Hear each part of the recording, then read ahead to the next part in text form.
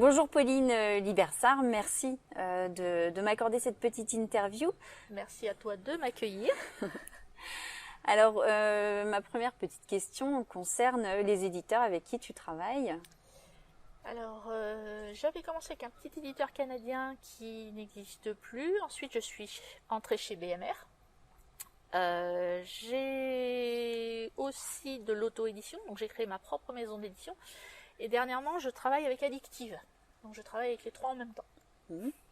Et donc, justement, le fait d'avoir plusieurs éditeurs comme ça, est-ce que c'est par rapport à des sous-genres de la romance? Certains éditeurs vont plutôt vouloir du contemporain, tandis que d'autres vont vouloir d'autres genres? Il y a de ça, oui, parce que moi, j'aime beaucoup l'historique. Et à l'époque où j'ai commencé chez BMR, ils faisaient pas du tout d'historique. Donc, c'est ce qui m'a poussé à les mettre en auto-édition. Et puis, c'est plus confortable d'avoir aussi plusieurs éditeurs parce que ça permet de catégoriser. Chez l'un, on met plutôt du contemporain, chez l'autre, on met plutôt du romantique suspense, et ça permet de se concentrer sur des séries, et les lectrices savent où nous trouver. C'est mieux rangé, j'aime bien quand c'est rangé. Moi aussi, c'est vrai. Alors justement, tu écris dans plusieurs sous-genres de la romance, quels sont-ils? Alors, je fais de l'historique. Aussi bien des cow-boys de l'époque des cow-boys avec les Santiago et puis les chevaux, que de la romance anglaise, que du Seconde Guerre mondiale, avec des aviateurs, des résistants. Parce que j'aime bien changer. En fait, quand j'écris un livre, j'aime bien que le suivant, il faut qu'il soit totalement différent. Donc, je change de style, je change d'époque, je change de genre, à chaque fois. Alors, sur quel trope de la romance préfères-tu écrire et lesquels préfères-tu lire? Alors, le trope va dépendre de mon humeur.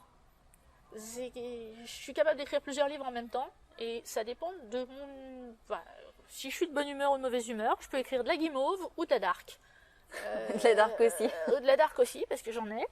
Je peux me concentrer sur une histoire historique parce que je suis dans un trip, je sais pas pourquoi. Et la fois d'après, partir sur un délire avec le Ku Klux Klan. Il n'y a pas de... C'est au feeling, c'est au feel good. Et la lecture, c'est pareil. Je peux passer d'une lecture de romance sur du thriller. Moi, je suis une fan d'Harlan Coben, par exemple. Lire de la science-fiction. Et puis derrière, m'enfiler 3 bouquins de pure guimauve, des harlequins des années 70 que tout le monde a honte d'avoir et que je planque dans un placard. Voilà, il n'y a pas de règle, c'est vraiment... Molte passe. Alors, parmi tous les romans que tu as déjà publiés, imaginons, ta maison est en flammes, ton héros préféré est dans les vapes, comme ça, pas de tricherie, tu vois. Et tu dois le sauver, mais il n'y a qu'un seul de tes héros que tu peux sauver. Lequel est-ce? Eh ben, celui que je suis en train d'écrire. Les autres, ils se débrouillent. Alors, dans ce cas-là, on veut un peu de détails. Vous le connaissez pas encore, c'est pour ça qu'il faut que je le sauve. Les autres, ils sont déjà connus. C'est de la tricherie, on est d'accord. Hein. Mon nouveau héros, il est grand, il est baraqué, il sort de prison, il a eu une vie de galère. Il faut qu'il ait une chance dans la vie. Hein, voilà. D'accord. Et il sera là au mois de novembre. D'accord, c'est pas mal. C'est tentant. Alors, pour terminer cette interview, est-ce que tu as un petit message pour les lectrices ou...